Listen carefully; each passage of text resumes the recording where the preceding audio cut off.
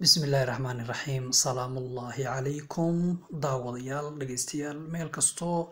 aad ka joogtaan dunida saaxiibayaal kusoo dhawaada xogogaal media. Waxaan maanta idiin soo gudbin doonaa hadduu eebaha awood leh ka raali noqdo taariikh ku saabsan Soomaaliya inta aan ka xusi karno. waxaa dowladda Soomaaliya ka horeeyay dowladda daraawiish oo ciidanka oo hogaamin jiray iyo waliba abaanduula guud ka ahaa Ismaaciil Mire. juqraafi ahaan waqooyi galbeed waxaa ka xiga Jabuuti iyo Kenya, koonfur galbeed iyo gacanka cadmeed, waqooyiga iyo marinka Gardafuul, bariga iyo Itoobiya galbeed. waxay leedahay xadbadeedka ugu dheer qaaradda Afrika.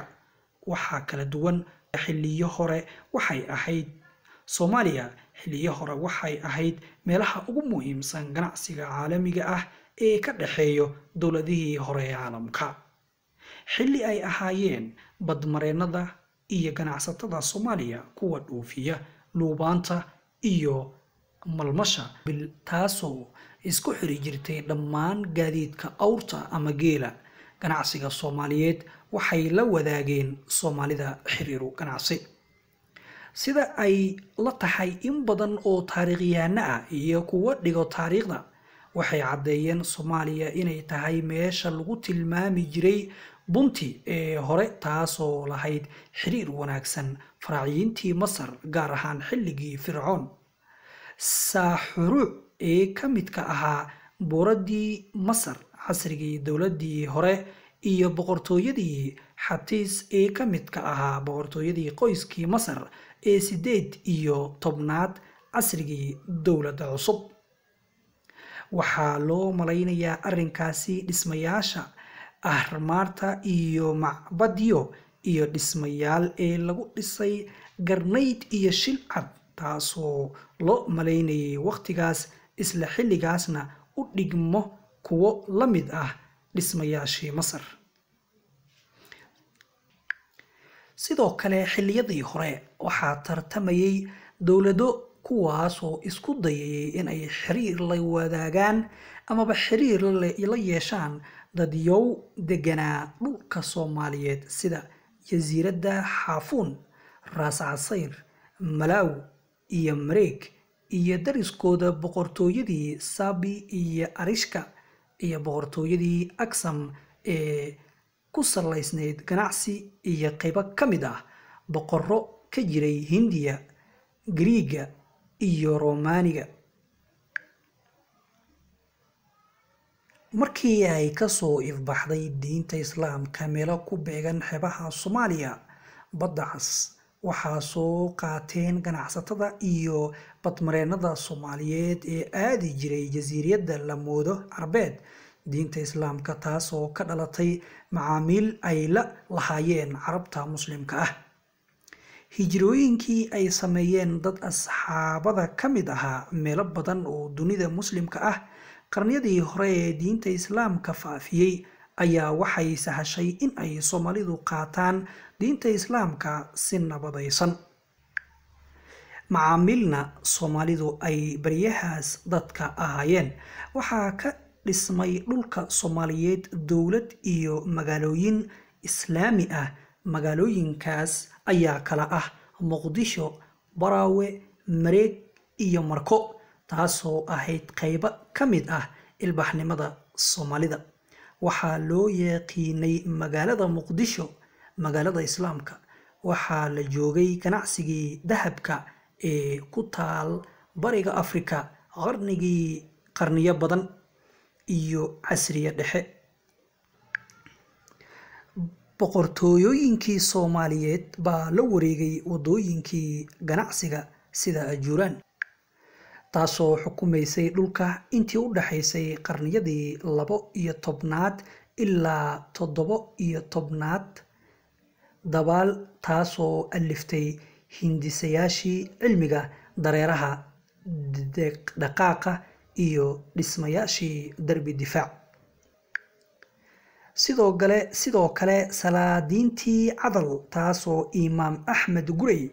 waa ciidankii ugu horeeyey Afrika ee adeegsado madfac dagaalkii lagula jiray xabashada intii u dhaxaysay sanadkii 1529 ilaa 1543 sidoo kale qoyska Gonroon taasoo xukumi jiray magaalada Lamu ee xiriirka la lahayd salaadiinta Xumaan ee iyana hoos imaan jiray Cusmaaniyadii kaasoo ka qaadi jiray juzya Suldaan Axmed Yuusuf suldaankii afraad ee Ajuuraan kaasoo xukumayay intii u dhaxaysay 1848 ilaa 1878 qarnigii 19aad kadib kulankii Berlin sanadkii 1884 boqortooyinka Yurub waxa ay u soo direen ciidamadooda bariga Afrika si ay dhulkaas caalamiga ah istaraatiijiga u qabsadaan taasoo kaliftay in Sayid Maxamed Cabdulla Xasan aasaasihii dowladii Taraawishta in uu ciidamo Soomaali ah ka soo aruursado magaalada Baraawe iyo dhammaan geeska Afrika oo dhan waxay ahayd intii taariikhda la og yahay is-hortaagii ugu weynaa ee laga sameeyay isticmaalkii magaalada Baraawe waxa uu suurta gashay Soomaalida ugu horeyn ka hortaga Soomaalida dowladii Taraawishta waxay iska caabiyeen Ingiriiska 4 mar oo isku xigta waxaana lagu qabsaday in ay dib ugu gurato dhanka xeebaha waxaa jabtay Taraawishtii sanadii 1920 kadib adeegsigii Ingiriiska adeegsaday diyaaradaha intii dagaalka lagu jiray duqeymo ka dhacay Taleex caasimada ciidanka Taraawishta waxaana dhammaan lala wareegay dhulkii Taraawishta ciidamadii gumaysiga Ingiriiska sidoo kale Talyaaniga wuxuu la kulmay iska caabin kaga imaanayso salaadiin Soomaaliyeed mana u wadin suurtagelin in uu wada qabsado qaybo kamid ah dalka ee hadda loo yaqaan dowladda Soomaaliya marka laga reebo xilligii fajistaanta dabaqyadii sanadkii 1927 waxayna haysteen ilaa 1941 kaasoo lagu bedelay xukunkii ciidamada Ingiriiska waqooyiga Soomaaliya wuxuu sii ahaaday mustacmaraad Ingiriiska ah halka koonfurta Soomaaliya isku bedeshay dowlad madax bannaan laakiin ay la socoto wasaayad ilaa laga gaaro mideyntii labada gobol sanadii 1960kii taasoo ay Soomaalidu wada qaateen magaca Jamhuuriyadda Soomaaliya waxay xubin ka noqotay Jaamacadda Carabta sanadkii 1974 sidoo kale Soomaaliya waxay xiriir fiican la samaysatay dalalka Afrika waxay ka mid ahayd dowladihii aasaasay Midowga Afrika waxay taageeri jirtay ANC ee Koonfur Afrika kana soo horjeesatay nidaamkii apartheid ee cunsuriga ahaa waxaa kaloo taageertay Soomaaliya dagaalyahanada Eritrea intii ay ku jirtay Eritreaanta dagaalkii looga soo horjooday Itoobiya iyadoo ka mid ah dowladaha Islaamka ah haddana Soomaaliya waxay ahayd aasaasyaashii ururka iskaashiga Islaamka sidoo kale waxay xubin ka ahayd qaramada midoobay Soomaaliya iyadoo dhibaato kala kulantay dagaal sokeeye ee Soomaaliya iyo deganaansho la'aantii baahsanayd ee ka dhacday gudaha wadanka Soomaaliya waxay ku guuleysatay abuurista suuq xor ah kana sareeyo in badan ee nidaamyada dhaqaale ee Afrika kale sida ay sheegtay daraasad ay samaysay qaramada midoobay intaas ayaan ku soo afmeerayaa taariikhdii koobnayd oo aan kaga hadlaynay Soomaaliya watahay dhageyste daawade waxaan ka codsanaynaa in aad share gareyso lagna aad raada page-kan si ay ku soo gaarto mar walbo aan markaasi clip soo dhigno aad baad u mahadsantahay dhageysigaada iyo waqtigaada